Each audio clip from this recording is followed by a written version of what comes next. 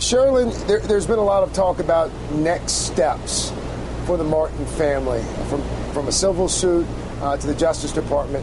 What's it going to take for the Justice Department, you think, to investigate the shooting of Trayvon Martin as a civil rights violation?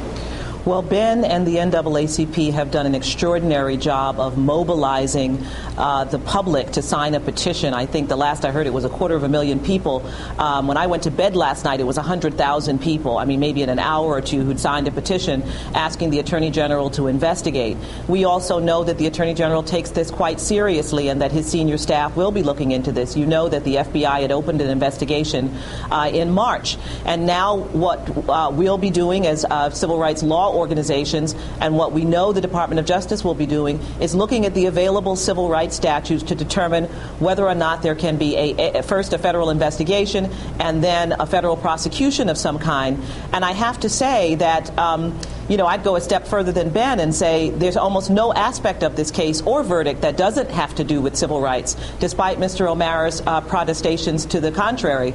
The reality is the case never would have gone to trial. George Zimmerman never would have been arrested had it not been for the civil rights mobilization throughout this country that demanded that respect be accorded the life of an innocent African-American boy who was killed by a man who stalked him on the streets of his own neighborhood.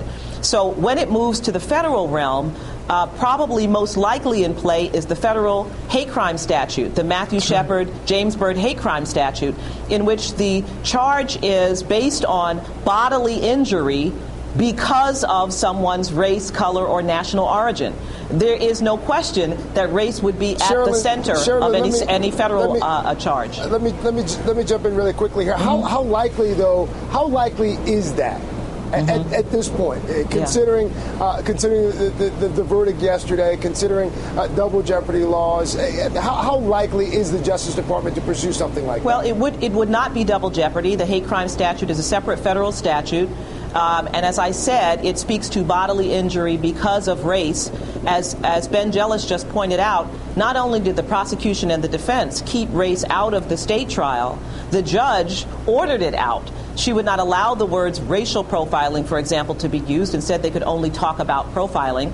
And much of the evidence that we know about that Ben described in terms of Mr. Zimmerman's past conduct as it relates to race was not introduced into this case. So we'd be talking about a different frame and, in fact, a different violation. And so it's hard to say at this point what the outcome of such an investigation would be, but there's certainly more than enough in this case to warrant a serious federal, a sharp look at whether or not the hate crime statute could be invoked in this case, looking at all the evidence, including evidence that was not introduced into the state criminal trial.